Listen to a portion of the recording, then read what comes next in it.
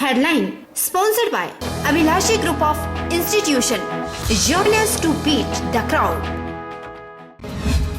भाजपा राष्ट्रीय अध्यक्ष के काफिले पर हमले की मुख्यमंत्री ने की निंदा। बोले कायरतापूर्ण कृत्य से होता है साबित पश्चिमी बंगाल में कोई भी कानून व्यवस्था नहीं।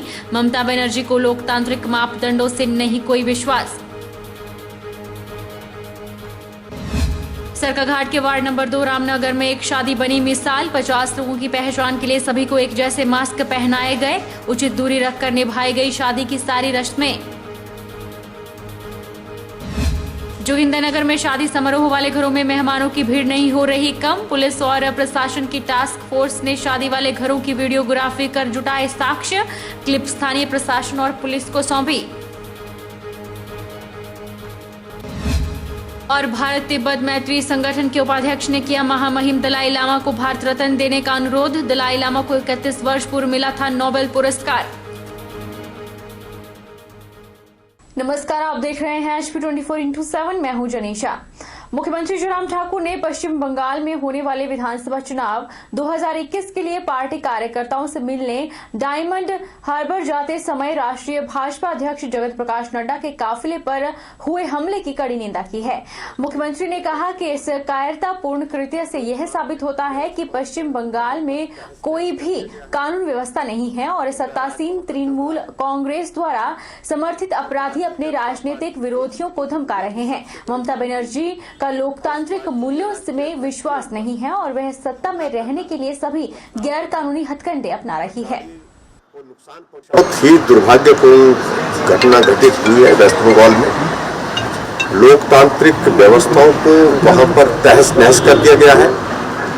गुंडा राज वहां पर चल रहा है और भारतीय जनता पार्टी देश की नहीं दुनिया की सबसे बड़ी पार्टी और उस पार्टी के राष्ट्रीय अध्यक्ष के ऊपर हमला करना, पथराव करना और गाड़ी को नुकसान पहुंचाने की कोशिश करना, इसकी कड़े शब्दों में हम निंदा करते हैं। और मैं इस बात को कह सकता हूं कि ममता बनर्जी ने जिस प्रकार का ये कृत्य किया है, इस विधानसभा के चुनाव, जो आगामी विधानसभा के चुनाव वहां पर जो आने वाले हैं, इसमें उसको भुगतान करना पड़ेगा। जमीन खिसकती नजर आ रही है। बौखलाहट में इस प्रकार की हरकतें वो एक नहीं अनेक वहां पर कर चुकी है। बहुत सारे भारतीय जनता पार्टी के राष्ट्रीय स्वयंसेवक संघ के कार्यकर्ताओं की हत्याएं वो आम दिन की बात बन चुकी है। और ऐसी परिस्थिति में वहां की जनता ने जिस प्रकार से अपना मन बना लिया है कि इस लोकतांत्रिक व्यवस्था के खिलाफ चलने वाली इस सरकार को उखाड़ फेंकना है। प्रधानमंत्री नरेंद्र मोदी ने नई दिल्ली में नए संसद भवन की आधारशिला रखी और भूमि पूजन किया। इस अवसर पर केंद्रीय मंत्रियों, विभिन्न राज्यों के मुख्यमंत्रियों और विधानसभा अध्यक्षों और अन्य लोगों ने भूमि पूजन समारोह में वर्चुअल माध्यम से भाग लिया। वहीं मुख्यमंत्री जयराम ठाकुर भी शिमला से इस आयोजन के साक्षी बने। अपवित्रः पवित्रो वा सर्वावस्थांगतोऽपि वा स्थिततमया वाचाशं स्तव्यं तस्मात् यद्यपि दोरैव पशूनां कुरु। इनकी स्मृति पट्टिका का अनावरण, जिस पर अंकित है 10 दिसंबर 2020 की वो तारीख जब कोरोना काल में पूरा विश्व आशंकित है। भारत बढ़ चला है नए संकल्पों की ओर। भारतीयता के विचार से ओतप्रोत भारत के संसद भवन के निर्माण का शुभारंभ हमारी लोकतांत्रिक परंपराओं के सबसे अहम पड़ाव में से एक है। हम भारत के लोग मिलकर अपनी संसद के इस नए भवन को बनाएंगे और साथियों, इससे सुंदर क्या होगा, इससे पवित्र क्या होगा जब भारत अपनी आजादी के 75 वर्ष का पर्व मनाए, तो उस पर्व की साक्षात प्रेरणा हमारी संसद की नई इमारत बने।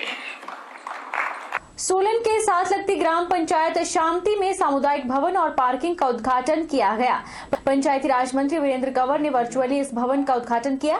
इस अवसर पर खादी बोर्ड के उपाध्यक्ष पुरुषोत्तम गुलेरिया और अन्य भाजपा कार्यकर्ता मौजूद रहे और उन्होंने सारी रस्में अदा की। पंचायती राज मंत्री वीरेंद्र कंवर ने वीडियो कॉन्फ्रेंसिंग के माध्यम से लोगों को बधाई दी। यहाँ पर एक ग्राम सभा हॉल का उद्घाटन व पार्किंग का उद्घाटन माननीय ग्रामीण विकास पंचायती राज मंत्री हिमाचल प्रदेश द्वारा आज इसका उद्घाटन ऑनलाइन के माध्यम से किया जा रहा है। ये जो यहाँ पर ग्राम सभा हॉल बनाया गया है, इस पे लगभग 13.5 लाख रुपए खर्च किए गए हैं और इस पार्किंग पे 6 लाख रुपए का खर्चा किया गया है। मैं आभार व्यक्त करना चाहता हूँ वीरेंद्र कंवर जी का, जिनके कर कमलों से आज लोकार्पण इसका हो रहा है। शामती पंचायत मैं ये कह सकता हूँ कि प्रगति के पथ पर संजीव जी के नेतृत्व में लगातार 2 टर्म से ये प्रधान हैं और इनके नेतृत्व में नए नए आयाम छू रही है।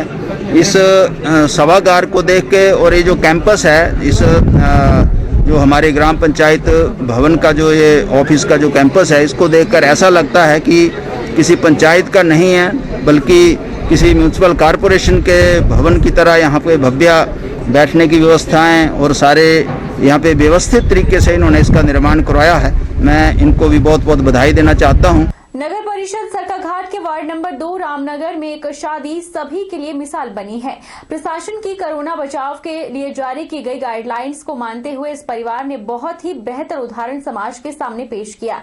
शादी के केवल 50 लोगों को बुलाया गया था और इन 50 लोगों की पहचान के लिए उन सभी को एक जैसे मास्क बनाए गए थे, जिन पर वर और वधू का नाम लिखा था और एक संदेश था कि उचित दूरी रखें। परिवार के सदस्यों ने सभी रिश्तेदारों को भी शादी में शामिल होने के लिए यह शर्त रखी थी कि सभी इस दौरान कोरोना पर जारी बचाव के नियमों का पालन करेंगे और खुद को भी कोरोना से बचाएंगे और दूसरों को भी बचाएंगे। इस तरह शादी की जितनी भी रस्में हुई, उन रस्मों में उचित दूरी का पूरा ख्याल रखा गया। यह शादी वार्ड नंबर 2 रामनगर के राजेश कुमार और चंपा देवी के बड़े बेटे की थी। दूल्हे का नाम रवि और दुल्हन का नाम पूजा है। दूल्हे के भाई चमन लाल ने बताया कि उनके भाई की शादी को एक आदर्श शादी के रूप में मनाने के लिए उन्होंने और उनके परिवार साथ में परिजनों ने बहुत ही साथ दिया है। यह बारात नवाही में गई थी, जहां पर दूल्हे वालों ने दुल्हन वालों को भी इसी प्रकार के 50 मास्क देकर शादी में उचित दूरी रखने को कहा और सभी को कोरोना से बचने की अपील की। मंडी जिला के जोगिंदरनगर में शादी समारोह वाले घरों में मेहमानों की भीड़ कम नहीं हो पा रही है। वीरवार को पुलिस और प्रशासन की टास्क फोर्स के औचक निरीक्षण में फिर ज्यादा मेहमान पाए गए, जिस पर कड़ा संज्ञान लेते हुए स्थानीय प्रशासन ने पुलिस को मामले दर्ज करने के दिशा निर्देश जारी कर दिए हैं। ऐसे में अब समारोहों में सरकार के आदेशों को दरकिनार करने वाले आयोजकों पर केस दर्ज होना लगभग तय है। उपमंडल जोगिंदरनगर के शानर और कसगांव में प्रशासन की टीम को शादी समारोह वाले घरों में मेहमान की संख्या अधिक पाई गई है, जिन पर अब मामले दर्ज होंगे। वीरवार को स्थानीय तहसीलदार विचित्र सिंह ठाकुर की अगुवाई में गठित टीम ने उपमंडल जोगिंदरनगर के गरोड़ू, चिलाहर्ग, भराड़ू, कस, बस्सी और मझारनों के साथ साथ दुल गांव में चल रहे शादी समारोह वाले घरों में दबिश दी, तो अधिकांश घरों में 50 से अधिक मेहमान पाए गए। इस दौरान मौके पर मौजूद टीम ने शादी वाले घरों की वीडियोग्राफी कर साक्ष्य जुटाए हैं। वीडियोग्राफी के क्लिप स्थानीय प्रशासन और पुलिस को सौंपे जा चुके हैं और अब इसी के आधार पर आयोजकों के खिलाफ मामले दर्ज होंगे, जिनमें भारी जुर्माने का प्रावधान है। रुकेंगे एक छोटे से ब्रेक के लिए, ब्रेक के पार फौरन लौटेंगे।